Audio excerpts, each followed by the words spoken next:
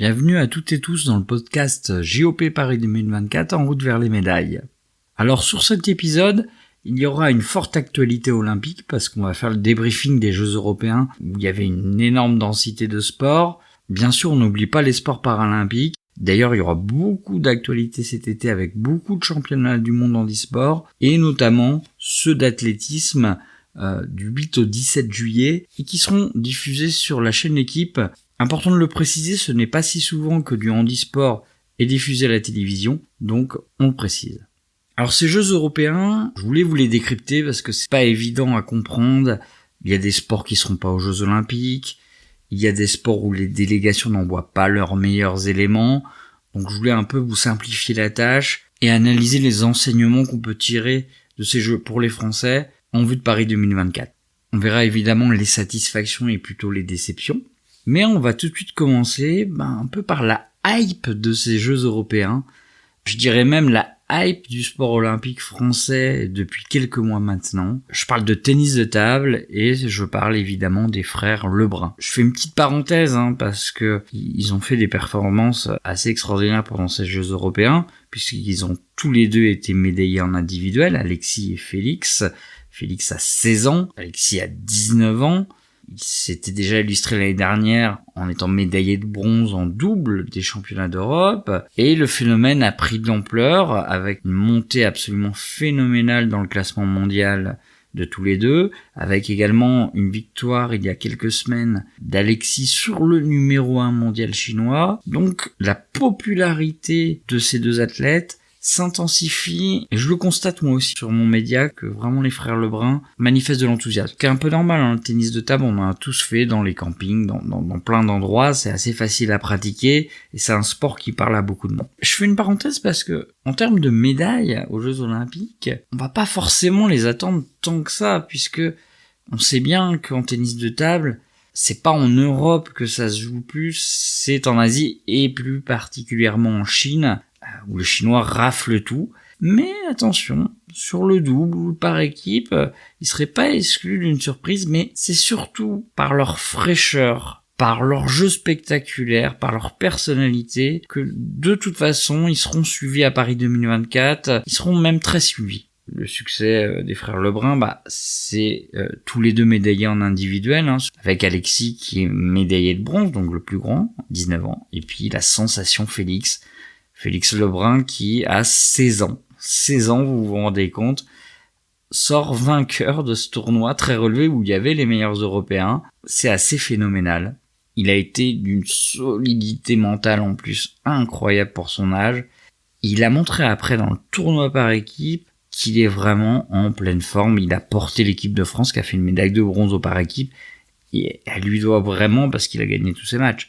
Contrairement à Alexis, qui pourtant a été mieux classé au départ, qui a battu le numéro 1 mondial, la forme est un peu moins là. Alors, raisonnablement, il a quand même pris une médaille de bronze en individuel sur ce tournoi. Je voulais faire une parenthèse sur eux parce que vous allez encore en entendre parler et c'est bien normal. C'est rafraîchissant de voir ces deux joueurs de tennis de table. Alors, on va aborder maintenant les principales satisfactions de ces Jeux européens. On va commencer par l'escrime. Alors, quand on parle de satisfaction, je vais aborder souvent l'escrime, parce que c'est vrai que l'escrime française se porte très bien. Et là encore, alors c'était les championnats d'Europe par équipe, il y a quelques semaines, il y avait les championnats d'Europe individuels où la France a brillé également. Et là, le bilan est excellent sur ces championnats d'Europe par équipe. Il y avait 6 épreuves dans ces championnats d'Europe par équipe. Il y a 3 armes, l'épée, le fleuret, le sabre. Et évidemment, catégorie masculine et féminine, ça fait 6 épreuves. Sur ces 6 épreuves, on a obtenu 5 médailles. Donc, c'est vous dire déjà la santé de l'escrime française, en sachant qu'en plus, en escrime, l'Europe est le continent le plus compétitif. Donc, 5 médailles, et il y en aurait peut-être 6, puisque la seule arme qui n'a pas une médaille, qui est l'épée homme masculine, qui a fini 4e, a porté une réclamation contre la Suisse, et pourrait récupérer une médaille de bronze, mais à l'heure où j'enregistre ce podcast, il n'y a rien d'officialisé. En tout cas, voilà, c'est une vraie satisfaction, parce qu'en plus, la France, et quand on sait que l'Italie est vraiment très très forte en escrime et a une génération assez exceptionnelle, et a toujours été de façon très forte, c'est une performance, puisqu'effectivement, sur 6 épreuves, on gagne 3 médailles d'or, l'épée féminine par équipe, le sabre masculin par équipe, et le sabre féminin par équipe, où là on est vraiment au-dessus du lot. Ce qui est intéressant, c'est que l'épée féminine par équipe et le sabre masculin par équipe n'étaient pas aux Jeux de Tokyo, n'avaient pas réussi à se qualifier par équipe. Et là, ils sont champions d'Europe, donc c'est vraiment une dynamique intéressante. Ça a été la grande bataille avec l'Italie. Alors l'Italie a eu 6 médailles, mais n'a eu que 2 médailles d'or contre 3 à la France. Donc c'est quand même vraiment intéressant. Alors bien sûr, au niveau mondial, il y a quand même des équipes qui émergent. Par exemple, les États-Unis au fleuret, les pays asiatiques. Et ça se jouera pas que entre l'Italie et la France sur chaque arme. Mais quand même, ce bilan est vraiment positif. La seule inquiétude finalement qu'on a, paradoxalement, c'est la seule équipe qui a été championne du monde l'année dernière par équipe, c'est l'épée homme. Yannick Borel est blessé, Romain Canon est en difficulté depuis le début de l'année 2023, et les performances sont pas faciles, et là encore, sur le terrain, en tout cas, ils font pas podium, ce qui est vraiment surprenant pour cette équipe. Donc on va suivre ça au championnat du monde, et on espère que d'ici Paris 2024, l'épée masculine par équipe va se ressaisir. Alors, l'autre grande satisfaction de ces Jeux européens, c'est évidemment la boxe. Ce n'est même plus une satisfaction parce que c'est au-delà des attentes qu'on avait. Vous vous rappelez, il y avait une génération exceptionnelle à Rio 2016 sur la boxe olympique, avec 6 médailles, et puis patatras, à Tokyo 0 médaille, et là, on a vraiment l'impression qu'il y a une équipe extrêmement solide, celle qu'on appelait la Team Solide à Rio 2016, et il y a peut-être une Team Solide 2, peu importe les appellations, c'est pas très intéressant, mais en tout cas, ils ont effectué des performances assez sensationnelles. Ces Jeux européens étaient extrêmement importants, puisque quand on se qualifiait dans une catégorie en demi-finale, ou alors en finale, cela dépendait des catégories, on obtenait directement son ticket pour Paris 2024. Il y avait un énorme enjeu sur la boxe, et là, 7 athlètes français, 7 boxeurs ont réussi à se qualifier dès la première échéance qui était possible pour les Jeux de Paris 2024. Donc déjà, on est assuré d'avoir 7 boxeurs aux Jeux Olympiques, et c'est un minimum. Alors on peut les citer, ces boxeurs, On a le jeune prodige de la boxe française, Makan Traoré, qui a pris la médaille de bronze. Estelle Mosley, aussi médaillée de bronze. Estelle Mosley qui a perdu contre la championne olympique de Tokyo. En même temps, elle visait qu'une chose, c'était la qualification, et une fois en poche, elle a un peu lâché le morceau. On a aussi Davina Michel, qui avait presque raccroché la boxe et qui est revenu et qui maintenant se qualifie pour Paris 2024, qui a été médaillée d'argent chez les poids lourds féminines. On a également Wassila Al-Kadiri, qui s'est qualifiée, qui a fait médaillée d'argent. Et puis, 3 titres quand même dans ces Jeux européens. Bilal Benama, Sofiane Oumia, et presque la plus surprenante, Amina Zidani, qui vraiment progresse de manière fulgurante, un peu comme Makan Traoré d'ailleurs. Et c'est vrai que cette équipe, elle sera portée principalement par Sofiane Oumia et Estelle Mosley, qui ne viseront que l'or, mais toute l'équipe sera ambitieuse, et il peut y avoir encore d'autres boxeurs français qui décrocheront leur ticket dans d'autres échéances. Alors, dans les rangs des satisfactions, rapidement aussi, citons taekwondo. Alors, demi-satisfaction, bien sûr, c'est une satisfaction en termes de nombre de médailles, parce que le nombre de médailles du taekwondo est assez énorme. 5 médailles ramenées par le taekwondo sur les Jeux européens, c'est un excellent bilan.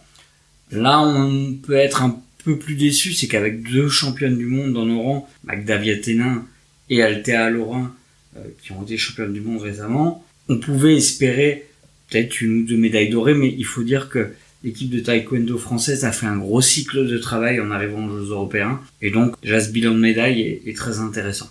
Alors sur les déceptions, il n'y en a pas tant que ça, il y a vraiment une grosse déception, c'est le canoë-kayak. Le canoë-kayak, c'est quand même 2 types d'épreuves, le canoë-kayak sprint, qui se déroule sur eau calme, comme l'aviron, et le canoë-kayak slalom, qui se déroule sur eau vive, dans une rivière ou sur un bassin artificiel qui reproduit les effets d'une rivière. Et là, que ça soit l'un ou l'autre, 0 médaille. Alors, le canoë-kayak sprint n'a jamais ramené énormément de médailles, mais mais on voit qu'il n'y a pas vraiment de renouvellement de génération et c'est assez inquiétant en vue de Paris 2024. Il y a quelques jeunes qui arrivent pour essayer de se reconstruire, mais ça risque d'être un peu juste pour Paris 2024.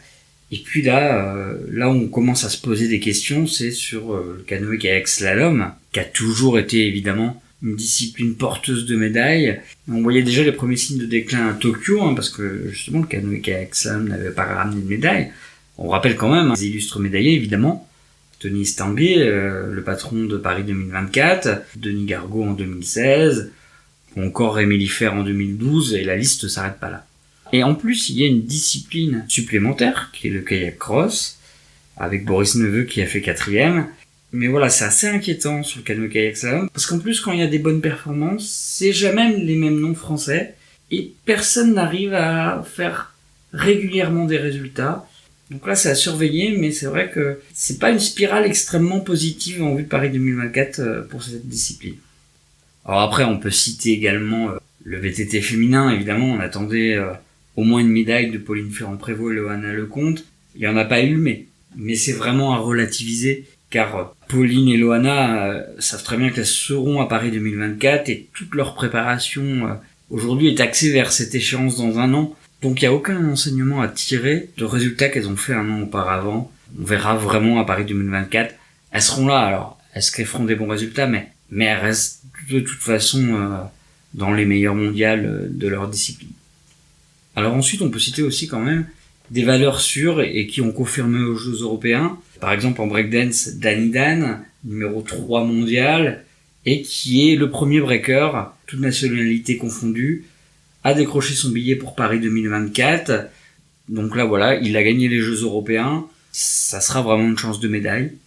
Ensuite, également, on rend des confirmations.